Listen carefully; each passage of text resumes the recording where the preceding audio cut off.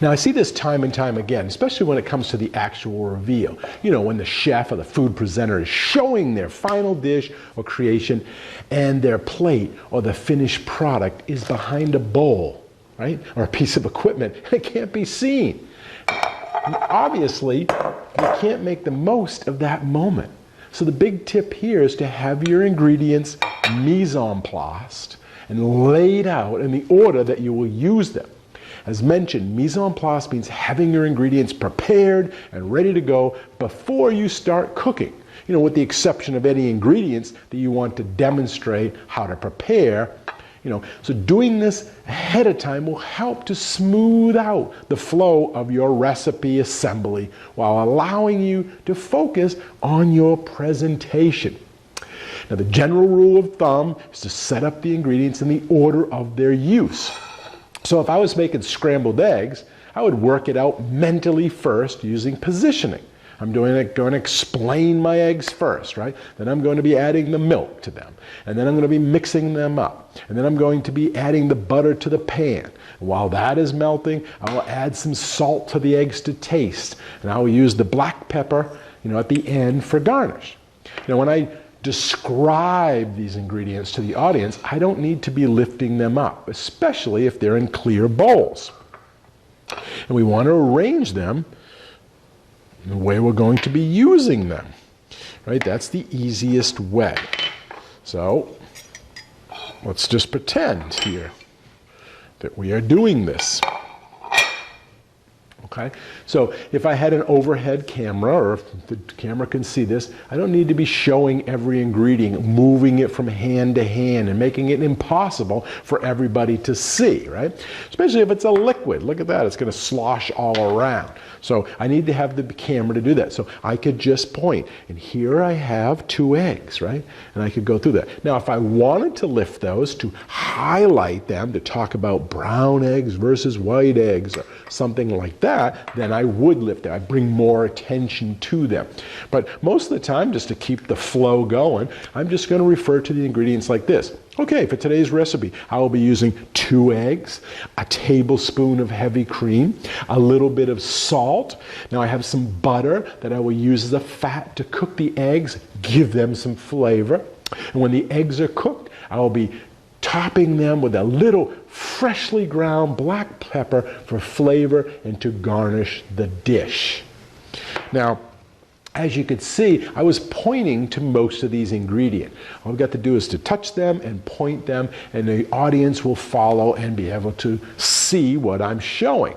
Now, if I want to highlight a certain ingredient like I did with the pepper, I wanted to show that it's freshly ground black pepper. Or maybe I was a product spokesperson for Alessi pasta, right? Vigo. I would want to hold that up and say, and I'm going to finish this with some Alessi delicious Telecherry black peppercorns. You know, so this is all part of that pre-planning, right? Pre-planning. What are you going to do? What are you going to touch? But regardless, try to use clear bowls, right, clear containers whenever possible so the audience and the camera can see through them and you don't have to lift unless you want. But think it through. Think the process through, the steps. Visualize it in your mind's eye. If you're doing scrambled eggs demonstration, you're obviously going to be mixing up the eggs to scramble them. Therefore, you need to position the mixing bowl where it can be seen by the audience, right, and the camera. They need a clear path to what you'll be doing, because that is the point of the presentation, right? A demonstration on how to do something. In this case, scramble eggs. So what do you do next? Now you're going to put the eggs in it. We'll need the tools in the proper position so that you can whisk the ingredients together. By doing this all correctly, it looks like, you know, you're in charge. You're in control. You're organized. And if you want to lift the bowl just a little bit to give your audience or the camera a little bit more of a better view than just through the side, a little bit more of a full demo experience, you can. Again, think it through. When it comes to the cooking part of the demo, make sure that your equipment, the pots, the pans, right, the utensils, your side tower, pot holder, are all in position for easy access, for optimal view as needed by the audience or the camera. In this case, I'm making scrambled eggs. So I have a non-stick omelet pan, a heat-treated rubber spatula, and a kitchen towel that are all in position ahead of time. Now here's another great tip. If you're using an oven or a stove top, get your equipment heating ahead of time. If your demonstration requires the use of a frying pan or a saucepan or similar equipment, turn on your heat source, right? And heat up your pan about 5 minutes before you need it. Heating up a pan takes time and slows down your demonstration. Of course, don't forget to preheat the oven too if needed. And now if you want to show turning on the equipment, you can still preheat the various pieces of equipment, in advance, and just turn them off right before the demo starts. And then during the demo, you can show turning it on as needed. However, this way the equipment has still been preheated in advance. The main thing, again, I'm trying to get through is that you think it through in advance. For example, to cook my scrambled eggs, the next step would be for you to add butter to the preheated pan, followed by the scrambled eggs after the butter melts.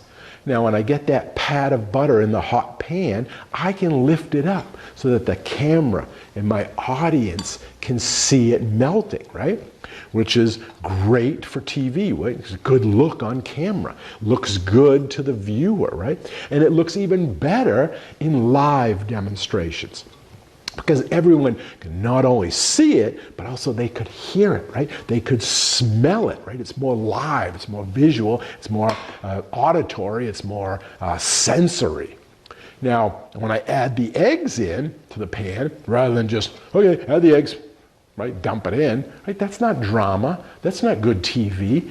Rather than jump them in, I can slow it down, I can highlight the moment, I can add to the drama. I just position my bowl over the warmed pan, right? And I can make a great visual of it. I can empty it in slowly. But whatever I decide to do, whether it's slowly, whether it's drama, whether it's passing it around, I've pre-planned. Or even better, I've done a practice session on it, and I've identified all of those places where I want to do something like, okay, now we're going to flip the eggs over. So I know I want to do that at that point, right? So make a mental map, right? Mental mapping, making a map of my demo, blocking out the set. We've talked about this. I do this, then I'm going to do this, then I do this. Once it's cooked, I can pull the pan off the heat, show it to the audience, right? Or I can plan on leaving it off the heat because it's still cooking, and I can use that time to prepare for the reveal.